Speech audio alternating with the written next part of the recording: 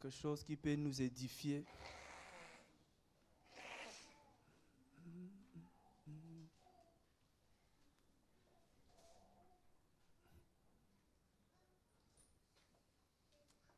Personne. Oui, Lisa.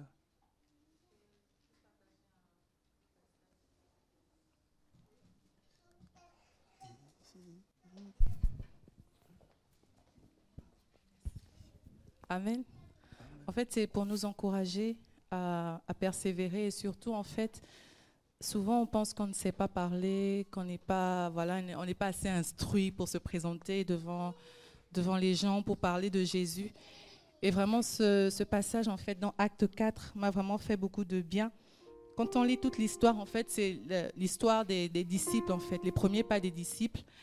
Et vraiment, ça m'a encouragée pour me dire que, en fait, pour le Seigneur, quand le Seigneur nous donne son esprit, on ne fait plus les choses par nous-mêmes. Amen. Et c'est lui qui nous donne les capacités. Je vais survoler, en fait. C'est lorsque Pierre parlait. Alors, je vais juste lire Acte 4, 13. Acte 4, 13, et après je vais passer directement à Acte 4, 20. Donc 13, lorsqu'ils virent la hardiesse de Pierre et de Jean, et sachant qu'ils étaient des hommes sans instruction et du commun peuple, ils s'en étonnèrent et ils reconnaissaient bien qu'ils avaient été avec Jésus. Et voyant que l'homme qui avait été guéri était présent avec eux, ils ne pouvaient contredire en rien. Amen. En fait, ce sont les gens. Pierre, c'était quelqu'un que tout le monde connaissait, on va dire, c'était quelqu'un sans instruction. Tout le monde le savait. Et tout d'un coup, on voit Pierre, en fait, il entre dans l'église, dans le temple à l'époque, avec Jean. Et quand ils entrent, ils voient cette personne-là qui était malade, qui était à l'entrée. Et ils ont guéri cette personne. En fait, plein de choses se sont passées. Et les gens se sont demandé, mais comment, en fait, cet homme sans instruction, il peut parler comme ça? Amen. Et je vais directement à 4:20. C'est Pierre qui parle. Il dit, car nous ne pouvons pas ne pas parler de ce que nous avons vu et entendu. Amen. En fait, Pierre et Jean, quand ils parlaient, ils ne cherchaient pas des théories, des paroles grandioses pour impressionner. Ils parlaient simplement des choses qu'ils avaient vues et entendues. Et les personnes qui les menaçaient de les mettre en prison disaient, non, il ne faut plus parler de Jésus en fait. Nous ne voulons plus que vous parliez de Jésus. Ce n'est même pas que nous ne voulons pas que vous parliez. Vous pouvez parler de ce que vous voulez, mais ne parlez pas de Jésus. Et là, c'était la réponse de Pierre. Il dit, nous ne pouvons pas, en fait. C'est impossible pour nous de ne pas parler des choses que nous avons vues et entendues. Bien que nous ne connaissions rien, que nous soyons des artisans, nous ne soyons pas des personnes riches, nous allons continuer de parler de Jésus parce que nous avons vu et entendu ce qu'il a fait. Alléluia. Et c'est vraiment pour nous donner encore cette folie, en fait, de parler de Jésus. Mais ne cherchons pas à avoir de grandes théories ou à impressionner ou à être à un niveau, je ne sais pas quoi. Mais simplement ce que nous avons vu et entendu, nous devons le partager. Amen. C'est vraiment important. Et c'est pour ça que c'est d'autant plus important que nous ayons une relation avec Dieu, en fait. Que chacun d'entre nous ait une relation avec Dieu. Parce que pour parler des choses que nous avons vues, il faut avoir Jésus, en fait. Parler des choses que nous avons entendues, c'est facile. Quelqu'un va venir dire, Jésus m'a guéri, tout ça. Toi, tu vas aller répéter aussi, Jésus a guéri quelqu'un. Ok, mais toi, en fait. C'est pour ça que c'est vraiment important que nous puissions, même si c'est compliqué, parce que souvent, quand on bâtit sa vie avec Jésus, ce n'est pas facile, en fait. Il y a des épreuves, il y a des brisements, il y a beaucoup de larmes. Mais au sortir de là, si on est vraiment à l'écoute, le Seigneur nous enseigne. Et c'est pour que nous puissions aussi enseigner. Comme ça, tu n'auras plus de prétexte ou de peur de ne pas parler parce que tu vas dire simplement, Jésus m'a guéri, c'est pour ça que je te parle. Jésus a fait ça pour moi, voilà pourquoi je te parle en fait de ce Jésus-là. Et ça a beaucoup de crédibilité quand on parle des choses que nous-mêmes nous avons expérimentées. Amen. Donc c'était vraiment, ça m'a encouragée et je voulais vraiment vous encourager aussi de parler de Jésus, simplement de Jésus en fait, pas d'un autre nom. Parce que quand on voit bien la chose qui dérange, c'est vraiment Jésus, c'est le nom là en fait qui dérange. C'est le nom de Jésus qui dérange l'enfer. Les gens vont se lever, juste un petit témoignage. Là où je travaille, j'ai remplacé quelqu'un et je suis avec une femme qui sort d'une dépression vraiment très très violente. Et elle m'a dit, en fait, merci d'être là. Et j'ai compris. J'ai dit que, en fait, je suis là parce qu'elle a besoin de Jésus. Alléluia. Elle se dit catholique, souvent elle parle, la dernière fois elle a commencé à chanter Jésus, ça m'a tellement fait plaisir. Je dis voilà, je suis là parce que je dois parler de Jésus. Amen. Elle a des situations compliquées. Je lui ai dit moi aussi j'ai des situations compliquées, mais j'ai Jésus. Alors même si je pars, en fait, je lui laisse Jésus. Alléluia. Alors soyons comme ces personnes-là qui n'ont pas eu peur et qui ont dit même si vous nous mettez en prison, nous allons parler de ce que nous avons vu et entendu. Amen. Amen. Amen.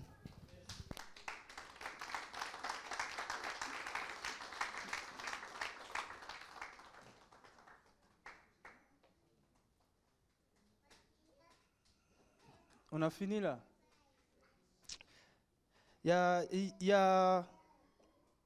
Est-ce qu'il y en a qui ont peur de parler de Jésus? Quelqu'un, tu as vraiment peur de parler de Jésus? Ouais. Amen. Moi, ils sont sincères. Ouais. On peut te donner le micro parce qu'on n'entend pas, Samir, on n'entend pas. Jésus, ça fait peur, mais... Bon, en fait, j'ai pas peur, mais est-ce que tu veux... Je disais, j'ai pas peur, ce que tu viens de dire là. En fait, Dieu m'a parlé parce que deux fois, j'y vais devant lui, je lui demande comment je vais parler de toi. Je suis pas instruite en fait, donc j'ai pas les mots pour pouvoir parler quoi, comme il faut en fait. Mais là, c'est vrai que ce que tu viens de dire là, ça m'a plus encouragée. Et puis bah, du coup, ouais, il n'y a pas besoin d'avoir de théorie vraiment pour pouvoir aux autres quoi, en fait, pour pouvoir leur parler quoi. Amen. Quelqu'un a compris? Donc il n'y a pas besoin avoir beaucoup de versets bibliques, beaucoup d'enseignements, passer l'école, faire l'école théologique pour parler de Jésus-Christ. Juste son nom, ça suffit. Comme quand Jésus allait, il y avait un homme qui est venu voir Jésus parce que son serviteur était malade. Il dit seulement un mot, un simple mot. Ça peut toucher quelqu'un, ça peut guérir quelqu'un, ça peut libérer quelqu'un. Souvent, nous, on est restés, je dis, je ne suis pas vraiment affermi, je ne suis pas vraiment enseigné. Ça, c'est des prétextes. Mais derrière tout ça, il y a la peur. C'est vraiment, tout ce qu'on dit là, c'est la peur. Parce qu'on a vraiment peur de parler de Jésus-Christ. Il y avait quelque chose que je voulais juste profiter pour souligner dans Acte 4 là. Juste quelque chose, parce qu'il y a beaucoup de choses qu'on n'a pas dans le Seigneur et qui nous empêchent aussi de servir vraiment Jésus-Christ. Et si on ne connaît pas ces choses-là, on ne peut pas aussi les réclamer auprès du Seigneur. Dans Acte 4, 13, il y a quelque chose à souligner là. Lorsqu'ils virent la hardiesse de Pierre et de Jean, et sachant aussi qu'ils étaient des hommes sans instruction et du commun peuple, ils s'en étonnaient et ils reconnaissaient bien qu'ils avaient été avec Jésus. Donc, même s'ils étaient sans instruction, ça c'est bien parce qu'on dit, bon, je n'ai pas d'instruction, allez, je fonce. Je sais que beaucoup, quand ils foncent comme ça, ils reviennent avec des blessures, des coups. Non, les démons nous ont frappés là-bas. Frère, il y a trop de bruit. On a trop des orateurs maintenant là. Des enfants parlent maintenant, mais c'est comme... il y a des temps comme ça, hein, où ça marche vite, ça parle vite. Ils sont trop éveillés. Surtout en Europe ici. Les gens disent peut-être c'est le lait. Les enfants sont vraiment bien éveillés. Donc, vous voyez, c'est vrai, on n'a pas l'instruction, un seul verset biblique, ça suffit. Une parole que le Seigneur peut te donner, ça suffit. Mais il n'y avait pas que ça. Il n'y avait pas que ça. Et il dit, Pierre et Jean avaient l'hardiesse. Il y avait cet élément-là. Parce que si, avec Jésus-Christ, si tu n'es pas zélé, tu n'es pas ivre de Jésus, tu n'es pas fou de Jésus, il y a beaucoup de choses que tu ne peux pas faire. Parce que tu regardes déjà le travail là, tu regardes la personne qui est à côté, je ne la connais pas. et ouvrir ma bouche comme ça, commencer à lui parler, il faut vraiment que ça soit le feu de Jésus-Christ en moi. Vous savez, Pierre était, avant quand il a rencontré Jésus, Pierre était timide. Pierre ne parlait pas. Mais quand il a été rempli de l'Esprit, Pierre a parlé. Amen. Pierre a parlé. Et non seulement il y avait la hardiesse, il était aussi avec Jésus. Amen. Tu ne peux pas parler de Jésus si tu n'es pas avec Jésus. Ça, c'est un conseil qu'on donne. Parce qu'on sait comment ça finit. Si ce n'est pas Jésus qui t'envoie, on sait que tu ne reviendras pas. Amen. Et la même chose là, cette hardiesse, si on part quelque part dans Actes aussi.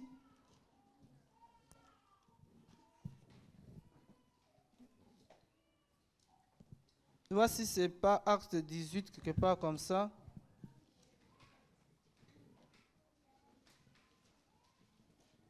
Ouais, il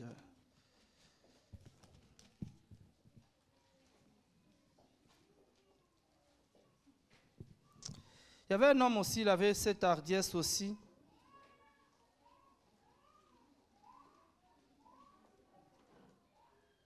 Il ne fait pas chaud, mais les enfants...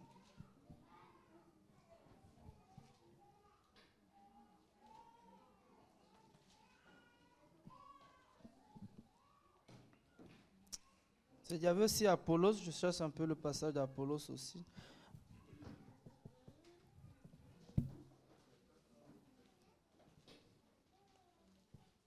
Dans Acte 18, c'est pour ça que c'est juste pour qu'on prie, pour qu'on demande ça au Seigneur, que le Seigneur nous donne ce courage-là, que le Seigneur nous donne cette force-là. Les gens qui n'ont pas peur, ni de la mort. Parce que Pierre, quand il n'était pas vraiment bien délivré, il avait peur de la mort.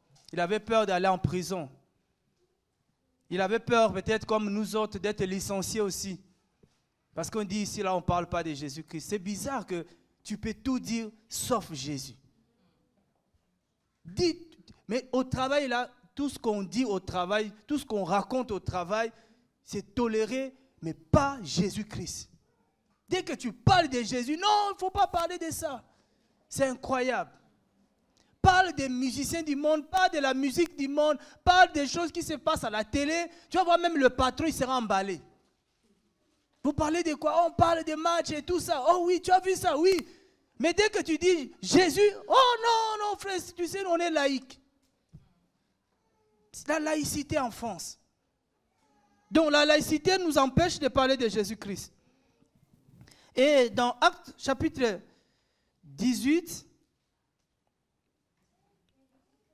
au verset 24 aussi.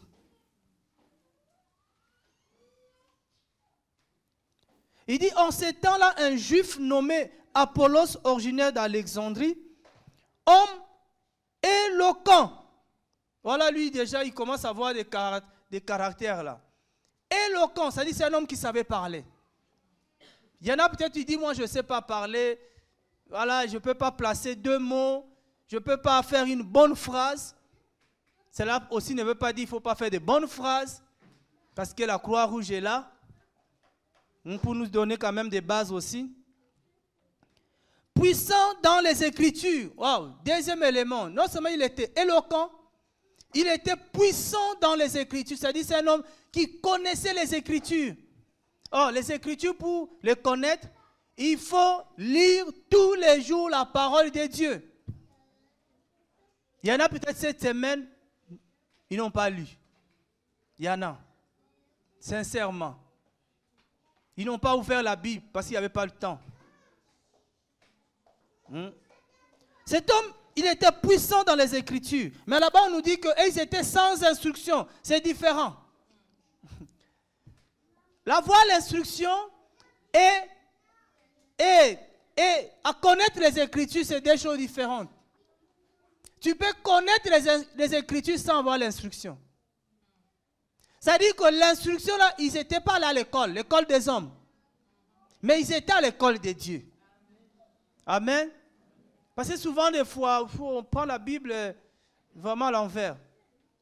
Tu peux ne pas avoir de diplôme licencié, mais c'est bien aussi d'être licencié. Hein? Sinon, on va dire, oh non, le frère dit, ce n'est pas la peine de beaucoup étudier. Il faut étudier. Et Dieu t'arrêtera là où il va t'arrêter. Si bac plus 7, vas-y. Bac plus 10, vas-y aussi. Il était éloquent, il était puissant dans les Écritures, vint à Éphèse, il était en quelque sorte instruit dans la voie du Seigneur. Vous voyez déjà, il était fervent d'esprit. Il expliquait et enseignait avec exactitude ce qui concerne Jésus, bien qu'il ne connaissait que le baptême de Jean. Ça me brille dans le cœur qu'un jour on revient un peu sur le baptême. Parce qu'il dit qu'il ne connaissait que le baptême de Jean. Souvent quand on entend le baptême de Jean, on dit, ça dit qu'il était plongé dans l'eau. Mais ici on dit qu'il ne connaissait que le baptême de Jean. Ça veut dire que le baptême de Jean, c'est quoi? Repentance, le pardon. Le baptême de Jean. Ça veut dire qu'il n'avait que comme enseignement ce que Jean avait enseigné. Donc, baptême, c'est aussi l'enseignement. Il était plongé dans les enseignements de Jean. Il n'avait que ça. Et il enseignait avec exactitude, contrairement à beaucoup qui enseignent des choses qui ne sont pas exactes. Et vendredi, on soulevait des choses comme ça. Il y a beaucoup de gens qui disent qu'à la fin des temps, quand Dieu va envoyer des prophètes, des oliviers, il y en a qui ont dit que les deux oliviers là, c'est Élie et Enoch. Ce n'est pas exact. Parce qu'on peut te donner la Bible, tu ne vas jamais nous prouver ça. Ça dit c'est les imaginations. Il y en a qui enseignent, mais ce qu'ils enseignent, ce n'est pas exact. Pourquoi? Parce qu'on ne peut pas vérifier ça dans les Écritures. Il y en a qui disent que les mages qui sont venus voir Jésus, ils étaient à 3. Ce n'est pas exact. Parce que ce n'est pas écrit dans la Bible qu'il y avait 3 mages. Il y avait 3 cadeaux. Mais on ne dit pas, même une personne peut amener 3 cadeaux. Hein. Vous voyez? Il y en a qui enseignent qu'il y avait 3 mages. Voilà, ils ont même fait des images des 3 mages. Ce n'est pas exact. Et il y en a qui enseignent aussi que, voilà, si tu ne parles pas en langue, c'est que tu n'as pas le Saint-Esprit. C'est faux. Alléluia. Et il y en a maintenant, ils cherchent toujours à parler en langue. Parce que s'ils ne parlent pas en langue, ils pensent qu'ils n'ont pas le Saint-Esprit. Oh, parce que le jour de la Pentecôte, quand l'Esprit était descendu sur les disciples, ils parlaient tous en langue. Mais quelle langue? Ils ont parlé les langues des hommes. Ils ont parlé, tu parles déjà français, tu parles déjà je ne sais pas combien de langues. Mais est-ce que le fait de parler plusieurs langues dit que tu as le Saint-Esprit? Non. Alléluia. Et on va nous faire entrer dans les écoles de parler en langue là. On va te forcer à parler en langue. Il y en a qui te donnent même les mouvements de la bouche. Comment faire pour parler en langue? Or, le parler en langue, c'est la manifestation du Saint-Esprit. Il n'y a pas de méthode. C'est comme si on vous apprend à prophétiser. On ne peut pas apprendre quelqu'un à prophétiser. Parce que c'est la manifestation du Saint-Esprit. Il y a beaucoup de choses que beaucoup de gens enseignent. C'est-à-dire qu'ils n'ont même pas le niveau d'Apollos. Apollos connaissait vraiment les Écritures. Et ce qu'il enseignait, c'était exact. C'est pour ça que, frère, on doit faire très attention par rapport à ce qu'on enseigne. Si ce n'est pas exact, on aura affaire à Jésus-Christ. Et Jacques nous dit, il dit, ceux qui enseignent seront sévèrement jugés. Si ce que tu enseignes à l'autre n'est pas exact, frère, tu as des problèmes avec Jésus-Christ. Il y en a beaucoup, beaucoup de choses. Beaucoup de choses. Beaucoup de choses. Et j'avais dit un jour, de toute façon, c'est ça notre guerre, c'est ça notre combat. On va aller renverser, on va aller, comme on dit, mettre à nu tous ces faux enseignements-là. Parce que la Bible dit, dans le temps de la fin, beaucoup de gens seront séduits, ils vont abandonner la foi et ils vont s'attacher à des doctrines de démons. C'est-à-dire à des enseignements qui sont faux. Faux. On vous dit que nos frères, avant que tu commences à enseigner, prêcher, frère, il faut d'abord que tu sois affermi. Frère, tu reçois d'abord les affermissements. C'est écrit où? Affermissement là même, c'est quoi même? Des fois, quelqu'un, il utilise un vocabulaire comme ça, lui-même, il ne sait même pas. Tu lui dis, frère, c'est quoi affermir? Tu vas voir, frère, quelqu'un comme ça me dit, oui, affermir, frère, quand on parle d'affermissement, frère, c'est qu'on parle de béaba. J'ai dit, mais c'est où? C'est écrit où? Et beaucoup de gens qui affermissent ne sont même pas convertis. Or, Jésus dit à Pierre, le jour que toi, Pierre, tu seras converti, tu affermiras tes frères. Lui-même, il n'est pas converti, mais il a affermi. Et puis il dit, frère, toi fais ce que je te dis, ne fais pas ce que je fais. Tout ça, c'est les hypocrites. Jésus dit, les hypocrites, ils sont comment? C'est les gens qui vous disent de faire des choses qu'eux-mêmes ne font pas. Alléluia.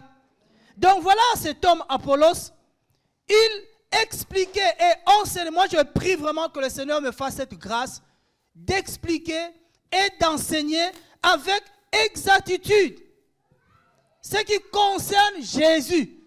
Pas ce qui concerne, vous allez voir maintenant là sur YouTube là, beaucoup d'enseignements ne tournent qu'autour du mariage. Au lieu d'enseigner Jésus, ils enseignent quoi? Ils enseignent comment trouver le bon conjoint, faire le bon choix. Comment trouver, je ne sais pas quoi là, l'homme idéal. Tout ça, ça va nous amener où? Le mariage, ça tourne autour du mariage. Le mariage, comment? Ça passe le micro là? Comment, un jour aussi on va vous dire comment faire les enfants. Mais il y en a déjà. Il appelle ça l'adoration. Mais il y a des gens qui sont déjà maudits d'avance. Hein. Et ils sont là. On nous dit, il enseignait que Jésus, matin, midi, soir, on va enseigner que Jésus-Christ est Nazareth. On ne va pas changer de message pour plaire aux gens. Et bien qu'ils ne connaissaient que le baptême de Jean, donc même si tu n'as qu'un seul verset biblique, même si tu connais que la repentance, moi j'ai un frère que j'aime beaucoup dans le Seigneur, il prêche que la repentance. Quand il prêche, s'il vient là, je sais qu'il va parler que de la repentance. Il y en a, il a comme message le pardon. Si Dieu te donne le message sur le pardon, prêche le pardon. Si Dieu te donne un message, par exemple, sur la délivrance, pas de la délivrance, pas l'autre côté là, comment ils sont en train de parler de la délivrance, je ne sais pas, c'est devenu, ce n'est pas quoi la délivrance, c'est la délivrance. Des cure d'âme, après cure d'âme, délivrance. Ce n'est pas exact. Si tu vois un homme de Dieu, qui, soi-disant, tu as des problèmes, et il te dit, comme beaucoup disent, il y a une expression que je cherche à comprendre, frère, il faut que tu passes à la délivrance. Bon. S'il te dit, il faut que tu passes à la délivrance, et qu'avant il te dit, il faut que tu remplisses ce formulaire-là, c'est le cure d'âme, tu lui dis, c'est pas dans la Bible. Il n'y a aucun homme de Dieu dans la Bible qui a fait le cure d'âme à quelqu'un. Jésus, quand il voyait les démoniaques, il ne lui posait pas les questions, ton père était qui? Est-ce qu'il était magicien? Non. Jésus, il disait seulement que l'esprit qui est là, tu sors. Ils ont amené la doctrine de cure d'âme. Toi aussi, tu vas ouvrir ton cœur, tu vas parler de ta famille, lui, il va écrire. Après, un jour, il vient, il dit, si tu ne me donnes pas l'argent, je vais balancer tout ça. Il ne faut jamais qu'un homme, moi je ne comprends pas comment je peux venir te poser des questions. Pourquoi, si tu es malade, donc dis-moi un peu, il y a quoi? Prie, si la personne est guérie, après viens, on va t'enseigner. Quelqu'un qui est malade, il faut d'abord le soulager d'abord, avant de commencer à lui donner tout ça. Oh non, on va prier, on va d'abord jeûner. Quelqu'un qui est malade, il va mourir. Il ne mange pas 3 jours. On va faire Esther. Il n'y a que Esther qu'on fait.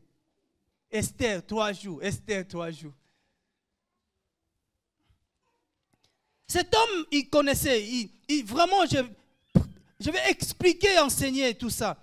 Mais il va se passer quelque chose par rapport à lui. Donc, comme on dit, on doit dépasser le niveau d'Apollos. Il commença donc à parler avec hardiesse dans la synagogue. On a besoin de gens comme ça, les Apollos dans nos églises, qui n'ont pas peur d'aller dans les synagogues, dans les temples, pour parler de Jésus-Christ.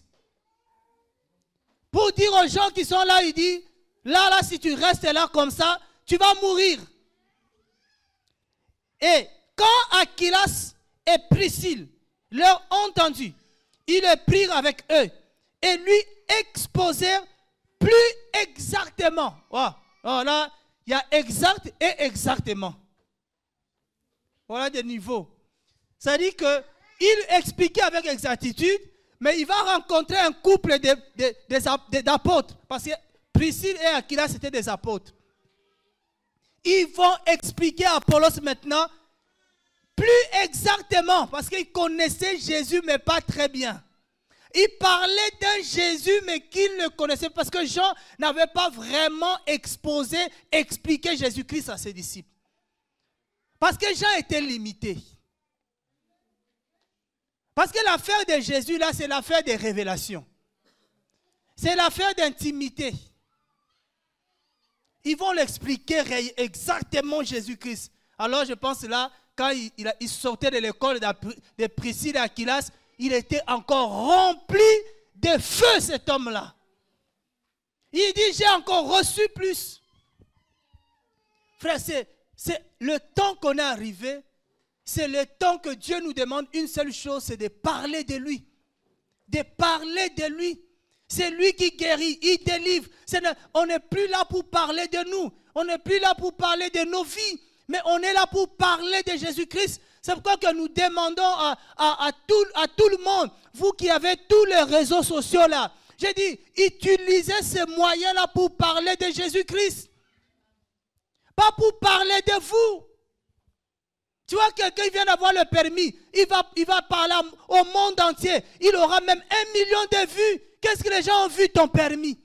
Si les gens ont vu ton permis, ils vont aller où avec ça? D'abord, il y en a quand ils voient ça, ils sont en colère parce qu'eux n'arrivent pas à en avoir. Mais tu prends un passage biblique, tu prends une parole de Jésus, tu mets sur votre réseau là.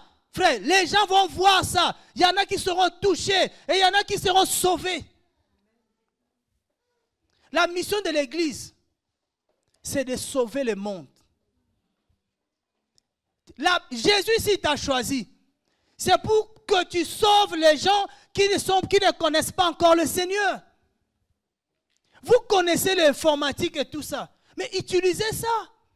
L'intelligence que Jésus nous donne, c'est pour parler de lui. La beauté que Jésus t'a donnée, c'est pour parler de lui. Les bénédictions que Jésus te donne, c'est pour parler de lui. Ce n'est pas pour nous. On est en train de passer à côté de la mission. À côté. Regarde tout ce qu'on fait. Qu'est-ce qu'on fait de nos corps? Qu'est-ce qu'on fait? Il y en a, ils exposent leur corps. Alléluia. Ils vont expliquer. C'est que le Seigneur nous aidera à faire de plus en plus, à expliquer les gens qui veulent parler de Jésus-Christ. Parce qu'il y en a, c'est vrai, ils ont honte, il y en a qui ont peur. Non, si tu as le Saint-Esprit, il faut déjà te dire que si je parle, comme moi, un jour on m'a dit, il ne faut pas empêcher les gens de parler. Parce que pourquoi Dieu nous a donné la bouche? C'est pour parler. Mais le problème, c'est que qu'est-ce que je dis avec ma bouche? Qu'est-ce que je fais avec ma bouche? Qu'est-ce que je fais de ça? C'est pour parler. C'est pour ça que le jour de l'enlèvement, au ciel, on sera surpris. On dit, mais lui, il ne parlait pas beaucoup. Il ne parlait pas beaucoup, mais le peu là, quand il parlait, c'était pour parler de Jésus-Christ. Il ne parlait pas de lui-même. Et Proverbe nous dit que les gens racontent leur bonté. Les gens parlent d'eux-mêmes.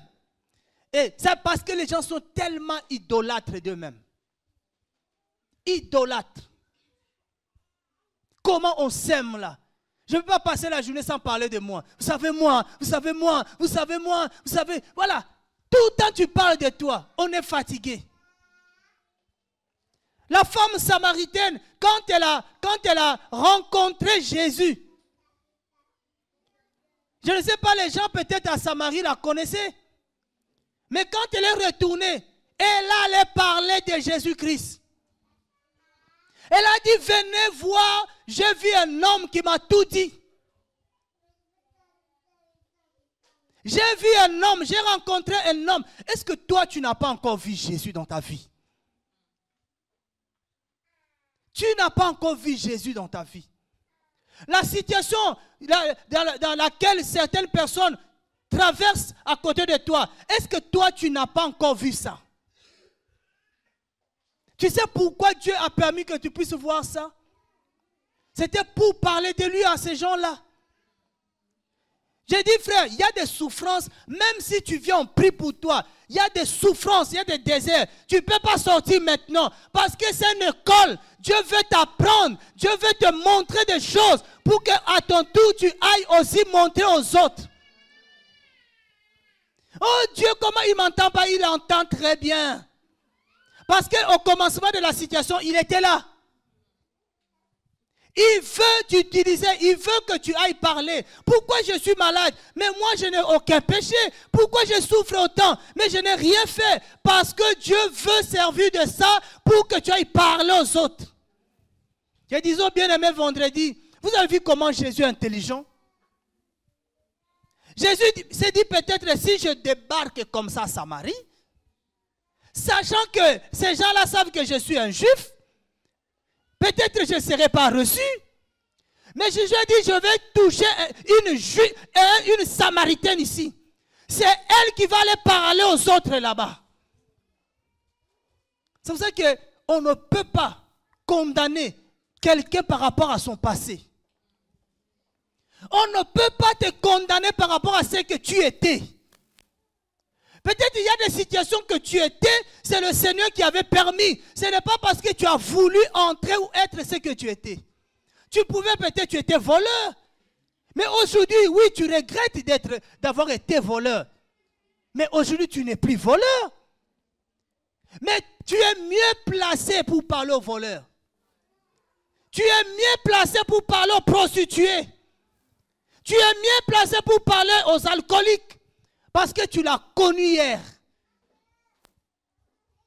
Mais celui qui n'a pas été prostitué n'a pas de mots pour parler aux prostituées et les toucher aussi.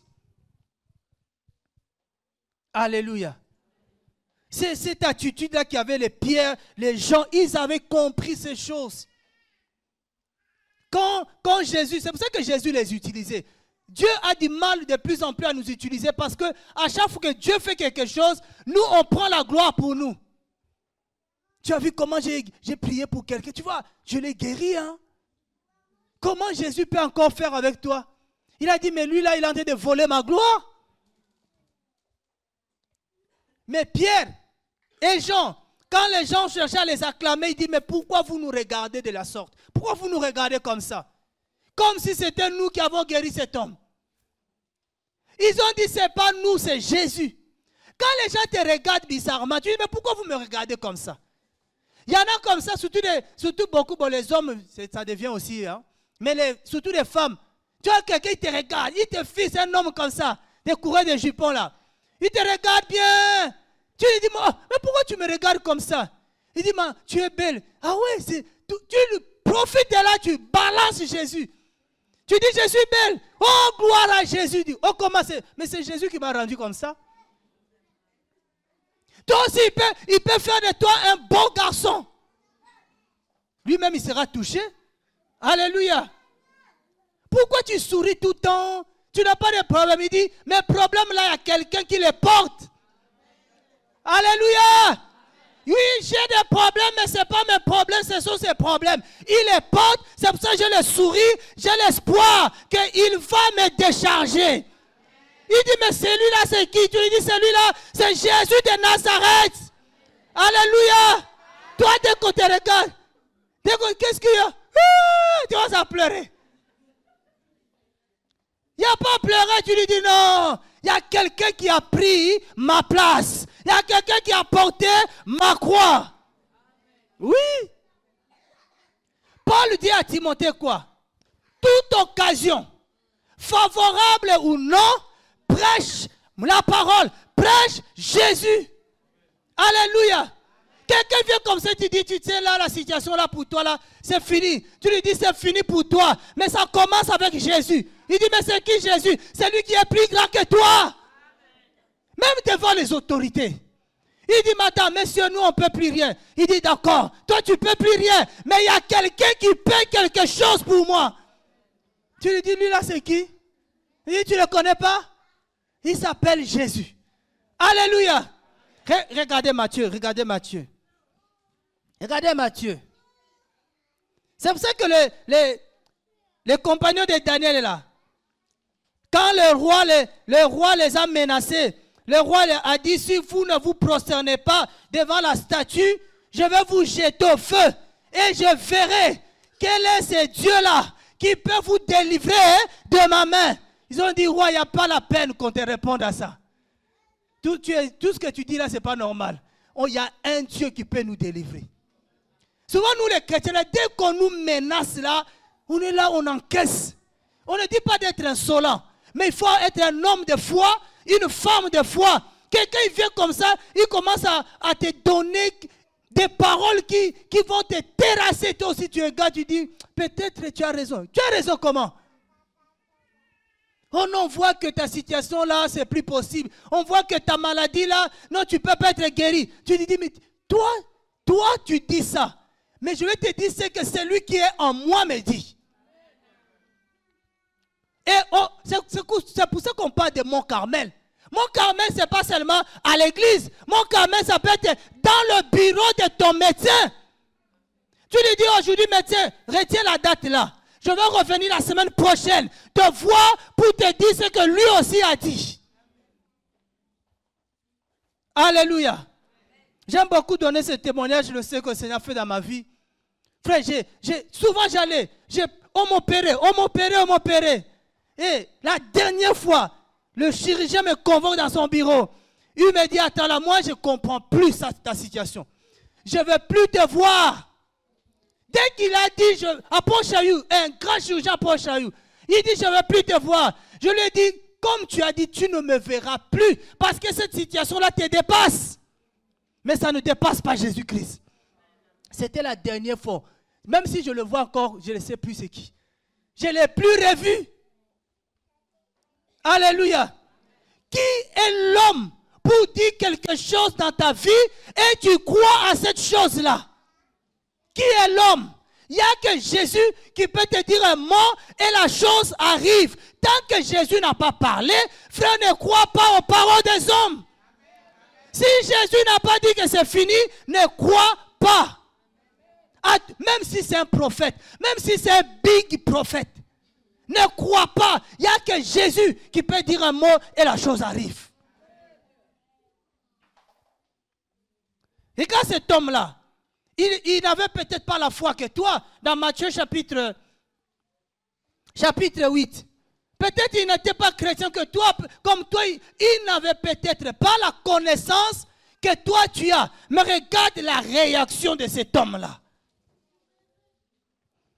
Matthieu chapitre 8.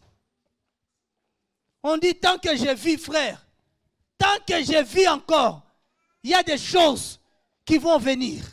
Il y a des choses qui vont se passer dans ma vie. Je crois à ce que le Seigneur a dit pour moi. Point net. Même si, comme Paul dit, même si un ange venait du ciel, Si cet ange-là dit le contraire de ce que Jésus-Christ m'a dit, je ne croirai pas à cet ange-là. Même s'il vient et dit, je suis Gabriel, Gabriel. Même si tu es Gabriel, mais tu n'es pas Jésus. Il dit au verset 1er, Matthieu 8. Et quand il fut descendu de la montagne, de la montagne, de grandes foules le suivirent. Et voici un lépreux vint et se prosterna devant lui, en lui disant, Seigneur, si tu le veux, tu peux me rendre pur. Wow! Il n'a pas cherché beaucoup de discours, cet homme. Pourquoi il va voir Jésus-Christ? Parce qu'il reconnaissait la puissance qu'il y avait dans cet homme-là. Nous, aujourd'hui, on sait que Jésus est Seigneur. On sait que Jésus est capable de beaucoup de choses. Mais incapable d'aller se prosterner devant lui, bien aimé, on croit au prophète de ce monde. Il dit, viens, Dieu m'a dit quelque chose pour toi. Amène l'offrande du prophète. Tu cours aussi. Il dit, ça n'arrive jamais. Jamais. Qu'est-ce qu'il a dit, Seigneur, si tu le veux, frère, si Dieu le veut, c'est fini. Si Dieu le veut, personne ne peut faire le contraire. Si Dieu, comme il veut que tu sois en bonne santé, que tu sois guéri, que tu sois heureux, frère, personne ne peut faire le contraire. Il dit, si tu le veux, tu peux me rendre pur. Jésus a dit quoi? Que je peux? Il a dit, je le veux. Parce que Jésus avait tout le pouvoir. Jésus peut te purifier. Jésus peut te guérir. Jésus peut te délivrer. Il peut te libérer, frère. Si cela est dans sa volonté, personne ne peut s'opposer à lui. Job nous dit, prenons un peu Job 42 là. Job 42. C'est la foi qui nous manque. Ou c'est la connaissance exacte de Jésus-Christ qui nous fait défaut. On croit plus aux hommes qu'à Jésus-Christ. On croit à ce que tu as fait le médecin, ils ont fait des examens, frère, c'est comme ça. Hein? Ça, c'est les examens, c'est des radios, c'est des appareils que l'homme lui-même a fabriqués, qui a au moins, même s'il y a 1% d'erreur là, le 1% là, Jésus est là-dedans. Jésus peut faire. Il y en a qui disent, moi je ne me trompe jamais, toi tu te trompes jamais, tu es qui toi? Une seule personne qui ne se trompe jamais dans ce qu'il dit, c'est Jésus-Christ. Toi tu peux dire aujourd'hui une chose et demain le contraire. Ça c'est l'homme. Un jour il y a quelqu'un qui me dit, oh non, je vois dans cette assemblée, il n'y a plus Dieu. Je dis, oui, mais ça c'est toi. Toi tu vois qu'il n'y a plus Dieu, vas-y. Maintenant, bizarrement, la même personne dit, j'ai envie de vous voir. Je dis, oh, tu as vu Dieu revenu?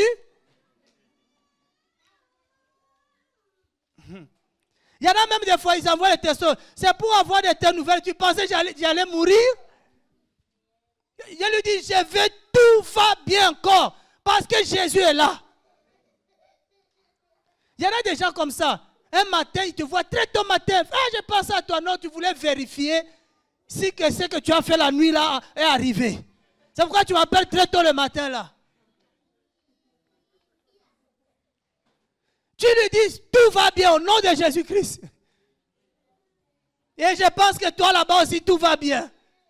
Ils sont comme, Père, tous les gens qui vous demandent, parce que vous aimez que les gens vous appellent, frère, prends des nouvelles, mais tous ceux qui prennent des nouvelles là, ce n'est pas pour prendre des nouvelles, pour vérifier.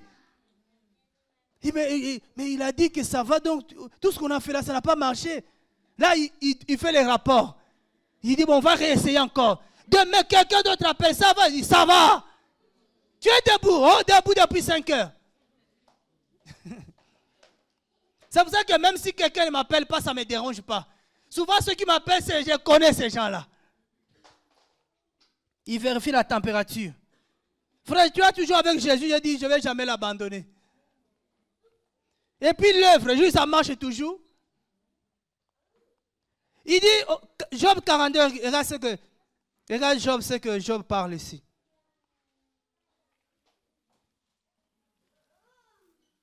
Job 42. Il dit au verset 2, Job reconnaît, notre grand frère là, il dit, je sais que tu peux tout. Dieu, il peut tout. Et de plus en plus, il fait des choses qui dépassent l'entendement de l'homme. Des gens sans instruction. Ils n'ont jamais été à l'école. Mais ils ont écrit des épîtres. Ils n'ont jamais étudié. Pierre a commencé à pécher, à suivre son père à pécher. Cela n'a pas empêché Pierre de devenir un apôtre de Jésus-Christ. Frère, tu peux ou ne pas avoir de diplôme, mais devenir un grand entrepreneur. Ah oui, c'est possible. On a compris que dans ce monde-là, pour devenir grand, il n'y a pas besoin seulement d'aller à l'école.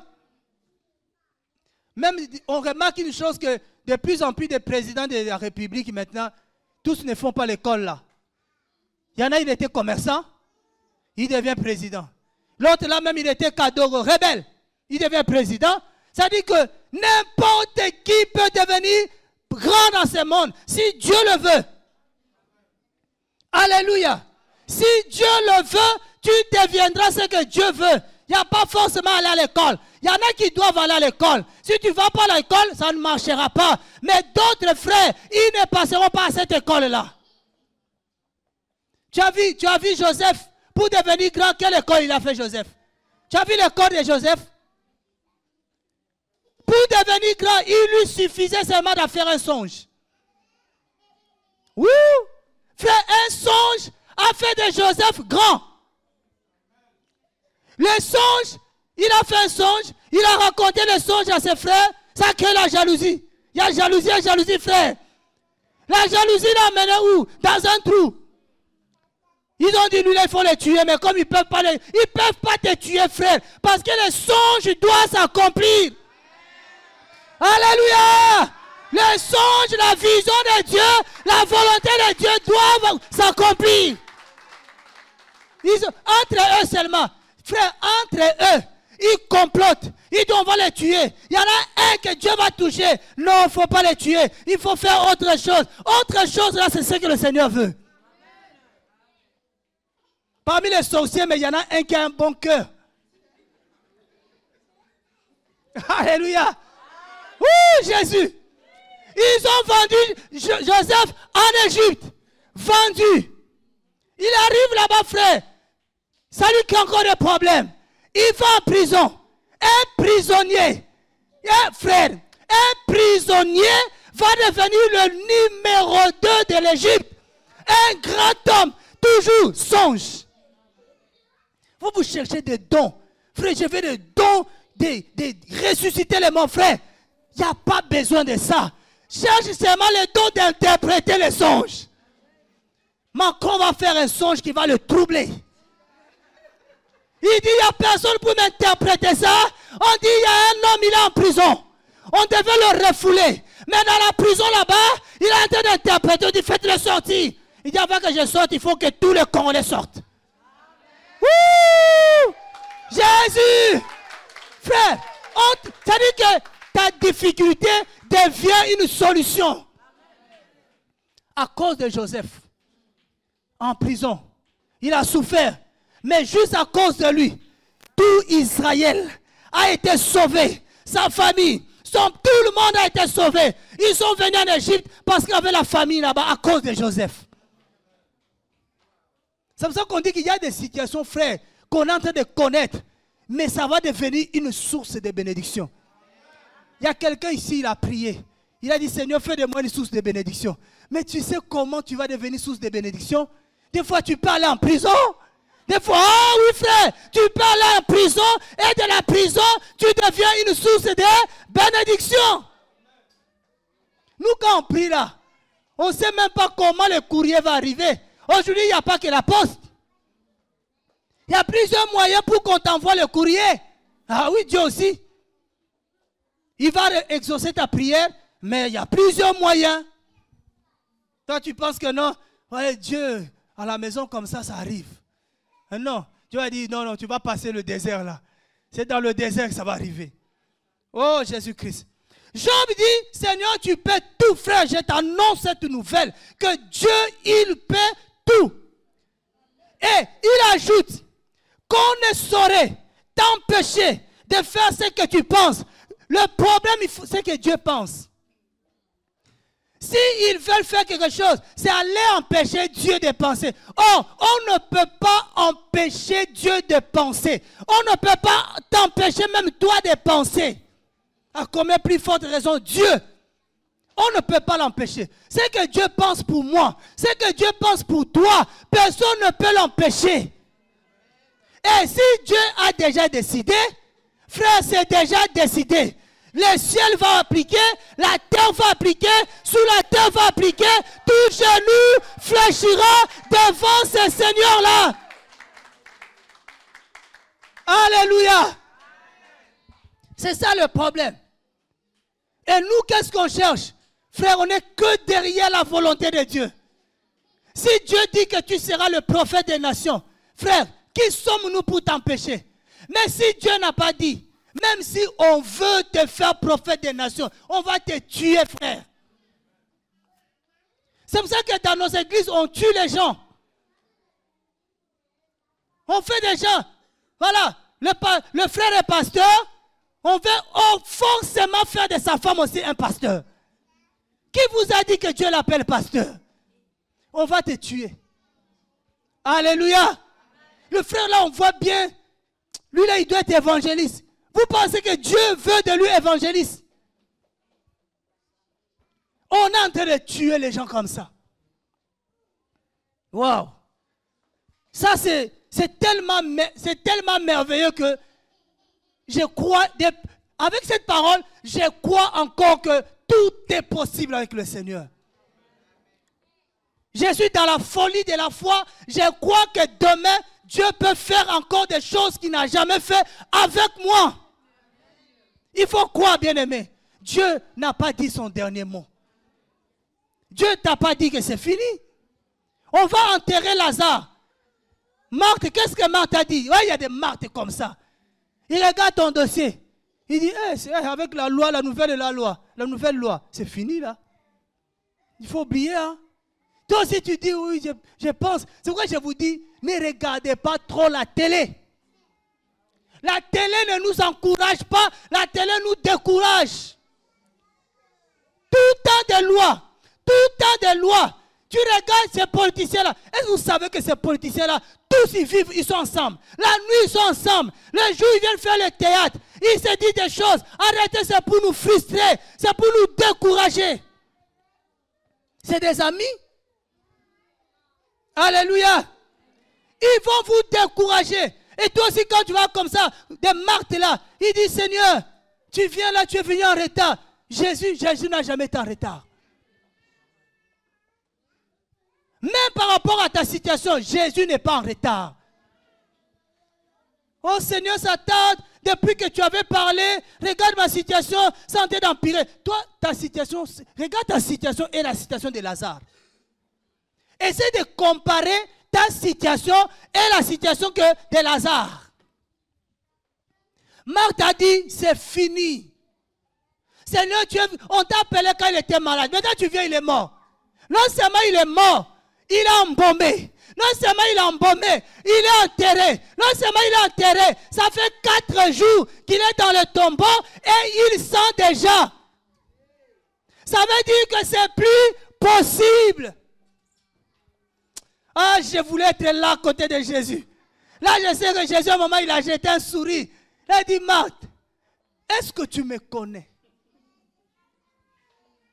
Toi, je pense que le fait qu'on a grandi ensemble, vous savez les prophètes là, quand vous grandissez ensemble, vous mangez tout ensemble, vous allez tout au resto ensemble, vous êtes devenus des camarades, mais il ne reconnaît pas celui qui est en toi.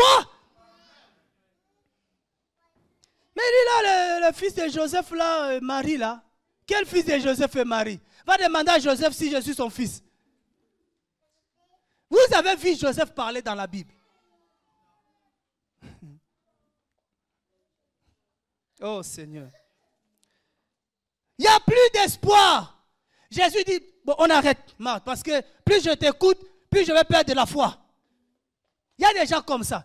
Si tu lui donnes beaucoup de temps, ton oreille là, tu l'écoutes, tu vas abandonner la foi, tu n'auras plus la foi.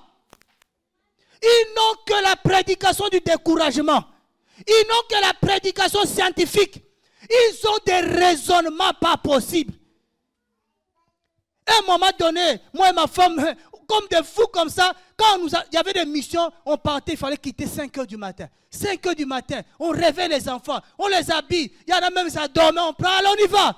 Parce que là-bas, il faut qu'on arrive à 10 heures. Il y a une sœur comme ça. Elle, là, si elle n'a pas fait la sociologie, oh, mais avec les enfants, c'est pas normal, le rythme de vie là, c'est pas normal. Tu sais ce n'est pas normal. J'ai dit, c'est les enfants de la mission. J'ai dit, elle là, si on l'écoute là, je vais dire, bon, vous restez, moi je pars. Après un jour, on vous appelle, votre mari ne revient plus. Là, tu vas voir la sociologie, j'ai dit, non, nous là, Dieu nous a appelés ensemble, on va aller. Frère, il y a des marques, il y a des gens, plus tu l'écoutes, plus tu vas commencer à dire, oh oui, peut-être, oh, il a raison, hein. Regarde ce qu'il dit là, il a raison, hein. Vous, votre couple est basé sur la confiance. Mais ta femme, un jour ma femme est partie au Congo, je ne lui ai jamais dit ça même. Elle est partie au Congo. Je suis allé au travail. Des collègues m'ont dit, ta femme est où? J'ai dit, non, elle est partie au Congo avec l'enfant. Là, on avait encore un. Et il dit, tu es sûr là-bas? J'ai dit, quoi? Elle dit, ah, tu laisses ta femme. Frère, plus tu écoutes, plus tu commences. Oui, peut-être. Peut-être, hein? Frère, il y a des gens qu'il ne faut pas écouter. Avant qu'on se marie là, un Congolais de mon pays est venu me voir. Il m'a dit, ta femme est de quel pays? J'ai dit, de Brazza. J'ai dit, ah! Les Congolais de Brazza là, même si elle t'épouse, elle finira un jour par épouser un Congolais de Brazza. Quelle prédication! Quel raisonnement! Il y en a qui ont ces raisonnements-là dans la tête. Frère, ce n'est pas possible. Il y a des gens qu'il ne faut pas écouter. Plus tu l'écoutes, tu vas sortir de la voie du Seigneur. Je vous le dis, frère. Il y a des gens, plus tu restes avec lui, il va te corrompre. La Bible dit les mauvaises compagnies corrompent les bonnes mœurs. Il va, à chaque moment, il y en a, regarde quelle heure il vient te voir. À l'heure que tu décides de lire la Bible, à l'heure que tu décides de méditer, à l'heure que tu décides de prier, il a toujours, mais il y a des soldes, non, c'est le dernier jour, tu vas rater. Qu'est-ce que je vais rater que je n'ai pas? Bon, tu as raison aussi, je ne savais pas quoi faire. Allez, on y va. Incroyable. Quel ami. Marthe, oh, heureusement, Jésus était trop solide. Jésus dit à Marthe, où l'avez-vous mis? Il dit, mais de qui tu parles? De l'enterré là? Du corps embaumé? Du corps qui sent? Jésus dit, où l'avez-vous mis? À un moment, ils ont dit, lui là, il faut seulement l'amener. Il est tellement têtu. Jésus était têtu dans la foi. Jésus, le problème de Jésus, c'est qu'il savait ce qu'il savait. Donc, personne ne pouvait... C'est-à-dire, enlever Jésus une graine de la vérité. Quand quelqu'un vient, il veut t'amener un autre message. Oh, tu sais déjà des choses. Il ne faut pas l'écouter. Tu vas l'écouter, tu vas perdre ton salut. Ils ont quand même amené, et même les Juifs ont dit non, allons-y, parce que là-bas, on ne sait pas ce qui va se passer. Il va aller pleurer, il va aller s'écrouler devant les tombes. Vous pensez que Jésus va passer son temps à pleurer? Pendant que tu pleures, je vais te donner l'information, Jésus ne pleure pas. Parce que Jésus connaît et le début et la fin de l'histoire. Pourquoi il va pleurer? Les gens qui pleurent, c'est les gens qui n'ont pas d'espoir. C'est les gens qui n'ont pas la connaissance du lendemain. Frère, laisse tomber. Moi là, c'est fini. Moi là, regarde, c'est rejet. C'est fait tout. Ça ne marche pas. Ça ne va plus marcher. Donc, c'est toi qui dis ça ou c'est Jésus qui dit ça? Moi, je crois que ça va marcher. Moi, je dis toujours dans ma vie, à Rennes, je suis à l'exercice de mon ministère. Ce n'est pas mon ministère, mais c'est l'exercice de ce que je serai demain. Peut-être des gens disent, frère, là ça va, ça ne va pas pour moi. Parce que ça, on est en train de s'entraîner. On se chauffe. Réchauffement avant d'entrer sur le terrain. Alléluia. Donc, Jésus arrive devant Lazare. Jésus n'a pas paniqué parce qu'il savait. Il a dit à Marthe, je suis la résurrection. Marthe dit, oui, je sais. Au dernier jour. Frère, il ne faut pas prendre la parole de Dieu n'importe comment. Marthe, après il dit, je pense à un moment donné, je pense qu'ils étaient loin. Vu l'émotion, surtout des femmes, des femmes pleurent. C'est pour ça que quand je vois un homme en train de pleurer, je dis, lui là, il faut l'aider. Parce que quand la situation est grave à la maison, l'homme ne pleure pas. Les femmes pleurent, mais l'homme, il doit gérer. Mais quand tu vois l'homme assis par terre en train de pleurer, c'est que dans la poche, il n'y a rien. Il faut l'aider, je vous dis. Si tu pleures, les femmes pleurent. Qui va tenir qui? Qui va gérer? Frère, ce n'est pas qu'on n'a pas le cœur. On a mal. Mais frère, on ne montre pas. Parce que je dois tenir ma femme. Je dois tenir tous ceux qui sont par terre pour essayer de les relever. Mais toi, tu es déjà par terre. Il faut appeler les voisins. Il y a des hommes, frère, ils tournent par terre. Quand il y a deuil, c'est lui qui roule par terre. J'ai dit, oh Seigneur Jésus. On comprend la difficulté. Quand tu vois un homme pleurer, c'est que la situation est grave. C'est que c'est là, c'est grave. Bon, s'il y en a qui sont vraiment émotionnés, continuez à pleurer quand même. Parce que vous, on ne peut pas. Nous défendons, soit tu habites beaucoup d'eau ou comment, je ne sais pas. Mais l'homme que moi j'ai appris, c'est un homme qui pleure dans le cœur. On dit à Jésus, je dis, ouais, je ne sais pas, mais je pense. Elles ont dit, il est là-bas. Parce que nous, si on s'approche, on va encore, ça va nous faire mal, nous, on a perdu notre frère. Donc Jésus arrive. Jésus il ne s'est pas mis à genoux. Jésus savait que ce qui retenait Lazare là-bas, c'était la mort. Et Jésus savait qu'il était plus grand que la mort. Jésus, ce qui est là, Jésus n'a pas parlé à la mort. Oui, nous, on aime trop parler aux esprits.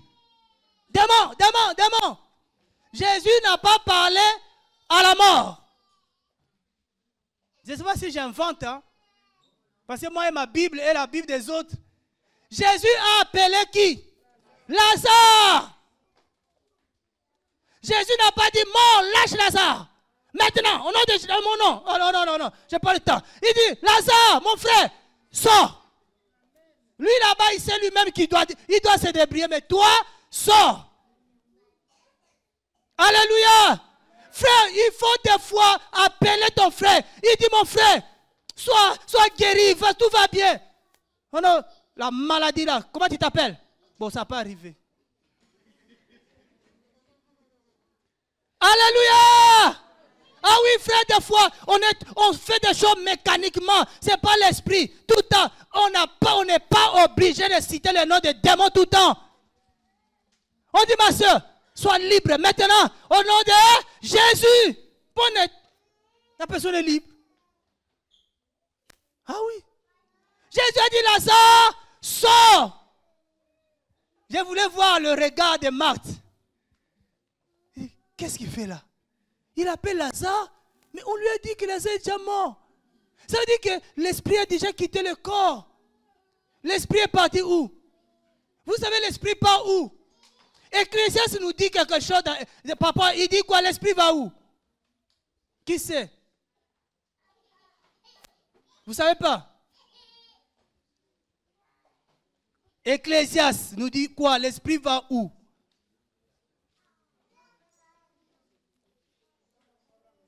C'est pour ça qu'après, ils vous vendent ça. Dès qu'ils trouvent ça, ils vont commencer à vendre. Ça va où? L'esprit retourne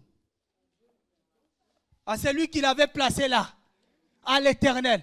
Donc, si l'esprit de Lazare avait quitté le corps, s'était retourné à lui-même, donc ça veut dire qu'il avait le pouvoir de prendre ce qui est en lui et de remettre là.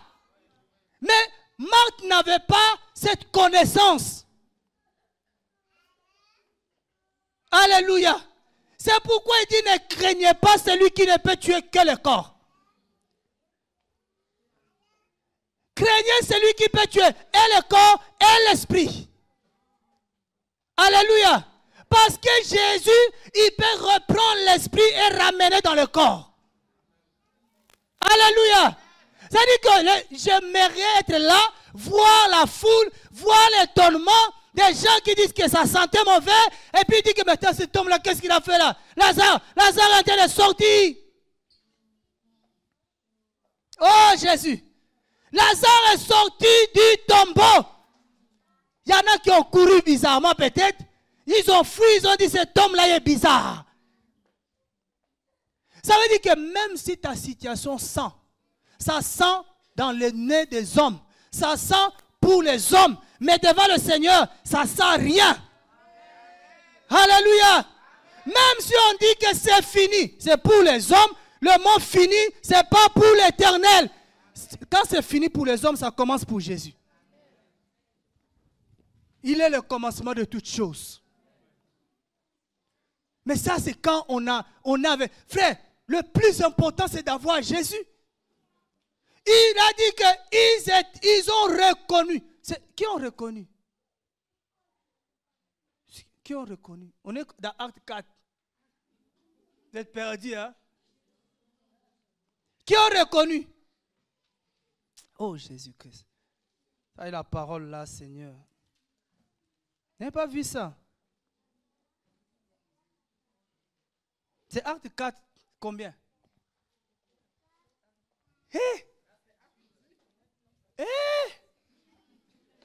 On vient de lire Acte 4. Faites peur, hein? Ça aide beaucoup parler. Il y en a encore, même si on répète là, quand on va finir là, à la fin là, dans 10 minutes, je pose encore la question. Acte combien? Tu vas voir. Vous pensez à quoi? C'est pour ça que si Jésus revient maintenant là, à cause de ton cœur, tu restes. Parce que tu n'es pas, comment on dit, tu n'es pas concentré. Tu penses à quoi que Jésus ne peut pas faire? Alléluia. Juste, il y a une partie là. Il dit quoi? Il s'en étonnait et il reconnaissait. Les gens, ils ont reconnu qu'ils étaient avec Jésus. Le plus important, c'est que tu sois avec Jésus. Si Jésus est avec toi, tout devient possible. Si Jésus est avec toi, la résurrection devient possible. Si Jésus est avec toi, la guérison devient possible. Ce n'est pas quand les frères sont avec toi. Les frères m'ont abandonné. Mais la Bible dit, même mon père peut m'abandonner, ma mère peut m'abandonner, mais l'Éternel ne m'abandonnera jamais. Si Jésus est avec toi, tu vas voir comment il fait. Il produit les miracles. Il fait Jésus n'aime pas le chômage. C'est pour ça que j'aime Jésus. Il n'aime pas à rester là, à rien faire. S'il est là dans ta vie, il va faire quelque chose. Qui croit, frère? Moi, je le crois. Que si Jésus est dans cette assemblée, il va faire quelque chose. C'est pour ça le plus important, c'est d'attirer Jésus, d'appeler Jésus, de faire que Jésus entre en ces lieux. Même si les hommes m'abandonnent, mais pas le Seigneur. Oh Jésus-Christ. Si on peut déplacer les enfants, pardon, parce que, oulala, oh Jésus-Christ. On dit aux gens, au lieu de chercher l'intimité des hommes, la relation des hommes, la confiance du pasteur, mais cherche que Jésus soit avec toi. Même si le pasteur est contre toi, ce n'est pas grave. Même si toute l'église est contre toi, ce n'est pas grave. Mais le problème, c'est que est-ce que Jésus est pour moi? La Bible dit, si Christ est pour moi, qui peut être contre moi? Même s'il vient des milliers contre toi, mais Jésus viendra seul. Seul, frère. Seul contre tout le monde, il va les renverser. Il est tellement fort, Jésus. Tellement fort. Il est plus fort que Samson. Alléluia. Parce que celui qui a donné la force à Samson, c'est Jésus. Jésus est plus fort que Goliath. Jésus il est plus fort que Saül, il est plus fort que Daniel, il est plus fort que David, Jésus-Christ. Alléluia. Il n'y a pas quelqu'un plus fort que Jésus-Christ dans ce monde. Il n'y en a pas. Frères et sœurs, que les gens soient contre toi. Mais le plus important, c'est Jésus-Christ. S'il est avec moi, frère. Il dit dans Jérémie quoi? Ils te feront la guerre. Mais ils ne te vaincront jamais. Il a mis sa île. Vérifions. Moi, j'aime vérifier quand même. Parce que tu as dit, frère, oui, il parle d'une personne. Non. Jérémie chapitre 1er. C'est pour ça qu'à un moment, il y a des mots, des verbes conjugués comme ça. Ça peut nous arrêter. Hein? Jérémie chapitre 1er, le verset 19. Jésus veut il dit, c'est pour ça qu'à la croix, il a dit, laissez-les venir à la croix. Convocation nationale à la croix. Il les a tous, les démons, les sorciers, les sacrificateurs, il les a tous convoqués à la croix. Il dit, venez à la croix contre une seule personne. Je vais faire la démonstration. Le Seigneur est en train de permettre que tu arrives à la croix. Il est en train de permettre que tu arrives à la fin. Et comme ça, c'est une manière de les convoquer. Et là, quand il va faire la démonstration, tous ils seront confondus. Vous avez vu Jérémie là? Le verset 19, vous avez vu ça? Il au pluriel. Il n'a pas défini le nombre. Alléluia. Parce que s'il disait peut-être dans un nombre défini, on dit non. Ils combattront. Même s'ils sont des milliards, même quel que soit leur nombre, ils combattront contre toi. Si Dieu s'arrêtait là, j'ai dit, Seigneur, pardon, tue-moi parce qu'il a ce nom, c'est beaucoup. Mais Jésus dit, mais ils ne seront pas plus forts que toi. Non seulement pas plus forts que moi, pas plus forts que toi. Alléluia. Pas parce que toi tu es fort, pas parce que toi tu es spécial. Mais la suite il dit quoi? Car je suis avec toi, dit Yahweh, pour te délivrer. Vous savez, le premier jour j'avais vu ce verset là, j'ai dit, wow, il faut que je cherche Jésus. Jésus sera toujours avec moi. Vous là, regarde, nous là quand on sort, comme on nous a dit que quand les deux personnes se marient, l'homme met la femme dans la main gauche parce qu'il se sert de sa main droite. Comme ça, si quelqu'un attaque sa femme, lui, il peut défendre avec la main droite. Il dit non. Je prends ma femme, je la mets en Jésus. Parce que, frère, ma main là, des fois, si je donne 1, 2, s'il est plus fort, il peut me casser ça. Je ne peux plus défendre ma femme. Mais Jésus-Christ peut la défendre. Même quand moi je dors, même quand je ne suis pas là, Jésus peut la défendre. C'est pourquoi on dit, frère, il faut tout remettre entre les mains de Jésus. Toi, tu dis, je le mets là, je te protège. Toi, tu peux protéger. Toi-même qui te protège. Alléluia. Prenons nos enfants. Donnons nos enfants à Jésus-Christ. Jésus, il est le meilleur bouclier. Jésus est la meilleure forteresse. Nous, on ne sait pas protéger, mais Jésus s'est protégé. Il dit, je suis avec toi pour te délivrer. Nous cherchons la protection des hommes. L'homme ne peut pas. C'est pour ça que les gens qui appellent les pasteurs, non frère, il faut arrêter. Il dort le pasteur là. Lui-même, il est attaqué. Attaqué par des femmes de nuit.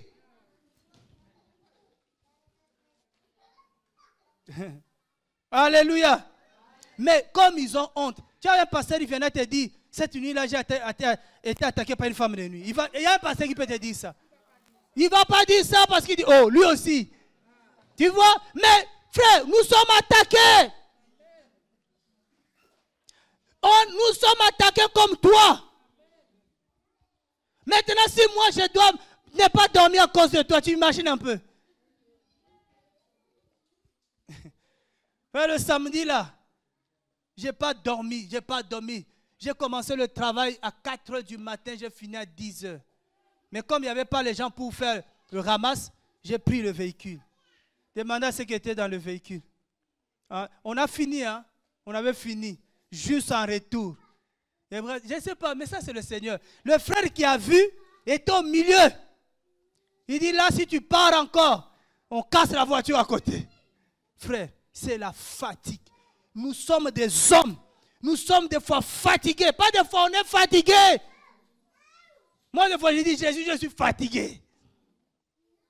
Même Jésus-Christ lui-même. La Bible dit dans Jean 4. Il était fatigué, il allait se reposer sur le puits de Jacob. Il ne pouvait plus marcher. Oh, le pasteur là, il n'est jamais fatigué. Frère, il faut arrêter. Lui-même, il sait pourquoi il est comme ça. Nous, on est des fois fatigués. Tu as l'assemblée, tu as ta famille, tu as le travail. Le monde là, ça court. Là, les gens qui vont prendre le train à Paris, là, ils sont à 5 h du matin. Frère, vous imaginez le week-end si les pasteurs. Les gens sont usés. Alléluia. Que Jésus soit avec toi, frère. Que Jésus soit dans ton couple. Il va garder ton couple. Il va protéger ton mariage. Mais le pasteur ne peut pas te protéger. Il ne faut pas qu'on vous fasse croire que non, nous là, on voit Jésus comme ça. Ça dépend si Jésus veut te montrer, te montre. Il ne faut pas que les gens vous trompent. Il vient comme ça, comme il était super pasteur. Super, je ne sais pas quoi. Non, nous sommes des hommes. Nous sommes tous créés à l'image de Dieu comme nous tous. Nous avons tous des faiblesses. Dépasser dans l'image des gens qui, comme s'ils ne pêchent pas, comme s'ils étaient des saints, c'est des faux. En enfer, il y a beaucoup de pasteurs là-bas. Les jours de l'enlèvement, ça sera un dimanche à 10 h. Les jours là, le pasteur, venez recevoir l'onction, pasteur, on n'a pas besoin, les gens sont partis. Comment ça, frère? Il y a l'enlèvement, pasteur. Il continue à prêcher. Tu veux nous prêcher quoi là? Là, c'est l'antichrist maintenant. Jésus va frapper fort les jours là. Reste Manu, c'est à 14 h. Donc si l'enlèvement a déjà eu lieu, tu viens comme ça, mon frère. Ils ne sont pas encore là, on a changé l'heure. Non, on n'a pas changé l'heure, mais nous sommes déjà partis. Le frère qui ouvre la porte est déjà parti. Va chercher la clé.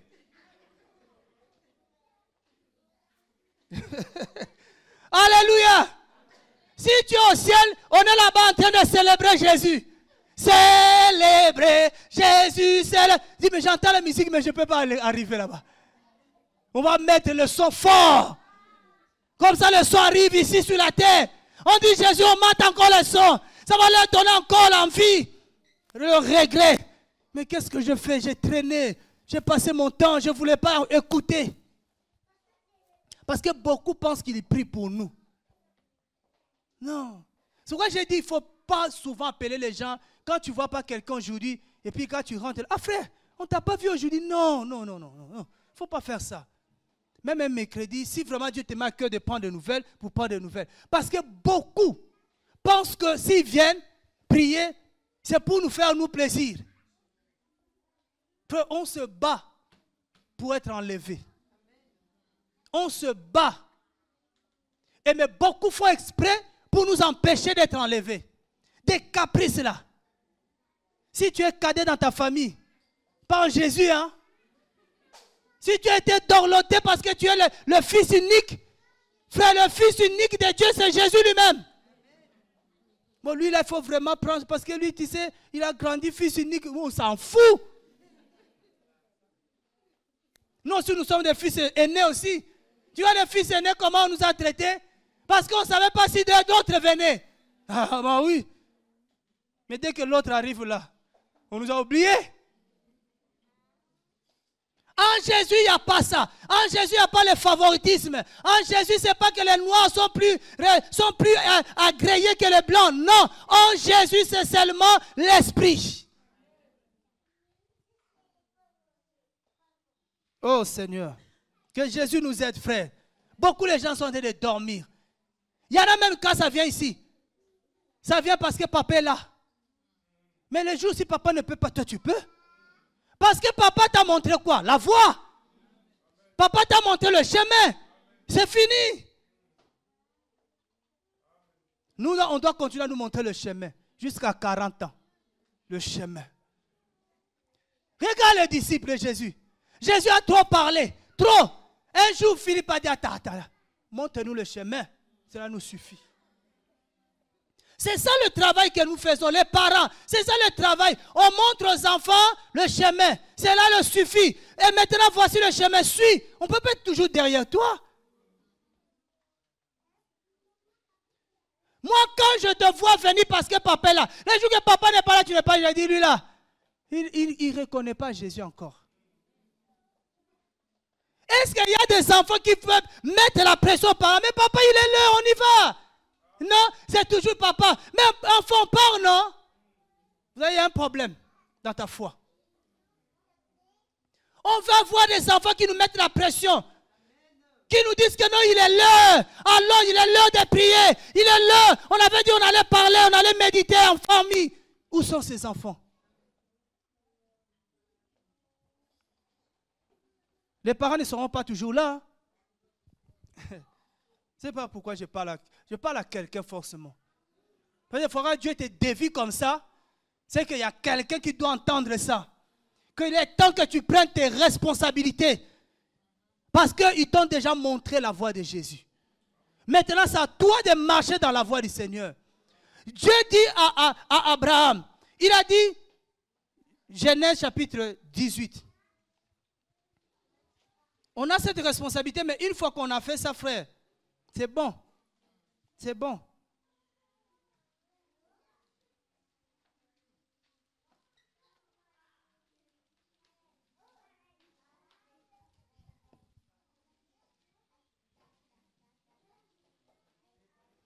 Genèse 18, dernier verset, je vous libère. Parce qu'il y en a déjà, ils ont programmé des fours. Il y en a qui ont programmé il y a des ventres qui sont des alarmes. Ça va commencer à biper là. C'est que non, il est temps. Frère, la nourriture là, beaucoup vont rester. Bénis le Seigneur de t'avoir donné des parents qui te montrent la voie de Jésus. Mais c'est à toi maintenant de saisir, dis Seigneur, merci pour les parents. J'ai vu la voie, je vais suivre ta voie. Mais il y a des parents qui n'ont pas le temps. Parce qu'eux-mêmes déjà ne connaissent pas la voie. Genèse 18. Le verset 18. Tu ne peux pas oublier ça. Hein? Genèse 18. Si Acte 4, 13, tu peux oublier. Mais Genèse 18, 18. Il y a beaucoup de versets qu'on a donnés là. Si on fait là, contrôle. Moi, j'aime ça, le contrôle. J'ai souffert de ça. Dès que le professeur disait aujourd'hui, il y a contrôle, j'ai dit, oh Seigneur, le résultat là, il faut que les parents signent. Ah! Quel stress! Qui n'a jamais stressé devant un examen? Et même si tu as révisé, même si le cours là, tu maîtrisais, mais quand on dit contrôle, il dit c'est qu'il y aura un piège. Et je vais tomber dans le piège, il y aura un rouge. Quand le professeur signe en rouge, il dit il faut montrer aux parents. Vous savez comment nous on faisait? J'attends deux résultats. J'attends le vert et le rouge. Quand papa a mangé, je viens, je donne d'abord le vert. Ah, mon fils! C'est bien, tu travailles bien. Oui, papa, il faut signer.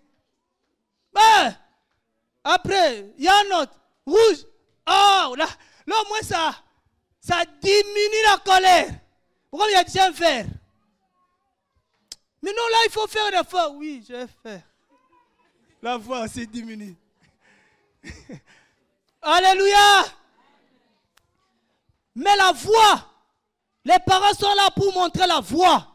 C'est pour ça qu'un père, même dans la foi, il est là que pour montrer la voie et s'arrêter. Il dit quoi? Abraham deviendra certainement une nation grande et puissante, et toutes les nations de la terre seront bénies en lui. Car je le connais. Oh Seigneur, est-ce que tu me connais? Il dit, je connais Abraham. Regarde, je le connais et je sais qu'il ordonnera à ses enfants et à sa maison après lui de garder la voie de Yahweh pour faire ce qui est juste et droit, afin que Yahweh puisse venir sur Abraham tout ce qu'il lui a dit. Des fois, nous ne sommes pas bénis parce qu'on n'a pas accompli cette parole. Il ordonnera, ça veut dire commandera, enseignera à ses fils et à toute sa maison la voie de Yahweh. Nous sommes là pour montrer la voie de Dieu à nos enfants. Mais on ne peut pas les transformer. C'est le Seigneur qui transforme. Tu lui montres la voie de bien, la voie de la vérité. Comment marcher dans ce monde avec le Seigneur Jésus-Christ. L'enfant sage écoute et met ça en pratique, il est béni. C'est vrai que tant que parents, ça nous fait tellement mal quand l'enfant ne marche pas dans la voie du Seigneur. Mais est-ce qu'on a fait ce travail-là? Est-ce qu'on leur montre cette voie? Alléluia. Mais aujourd'hui, je crois que c'est encore possible que le Seigneur puisse faire ça. C'est encore possible que le Seigneur touche nos enfants. Même s'ils étaient loin de Dieu, c'est possible que le Seigneur le ramène dans la voie du Seigneur. Il faut qu'on croie ça. On peut encore fléchir les genoux et dire, Père, je viens encore te donner mon fils. Même là où il est, Dieu, la Bible dit, ta main n'est pas courte pour bénir. Même là où il est, Seigneur, il ne peut pas entendre ma voix, mais il peut entendre ta voix. Parce que ta voix est partout. Parce que toi, tu es partout. Toi, quand tu parles, personne ne peut te résister. Même si mon fils me résiste, mais il ne peut pas te résister. Mais ta voix, elle est puissante, Jésus. Si on prie encore, on peut encore voir la gloire de Jésus. Alléluia. Est-ce qu'on peut s'élever? Regarde ce qui était encore compliqué, impossible là. Il dit, Seigneur, je veux m'adresser à toi. J'ai compris que Jésus, tu es la source de toute ma vie. J'ai compris que Jésus, tu es ma force. J'ai compris que Jésus, tu es celui qui est capable de tout dans ma vie. J'ai compris, Seigneur, que tu peux opérer toutes choses. Seigneur, je te prie, toi seul, qui peut rendre possible cette situation. Cette situation, je l'avais déjà enterrée. Cette situation, je l'avais déjà déclassée. Parce que je n'avais plus d'espoir. Par ta parole, je viens, ô Seigneur, d'être ranimé. De retrouver l'espoir. Que c'est encore possible, Seigneur.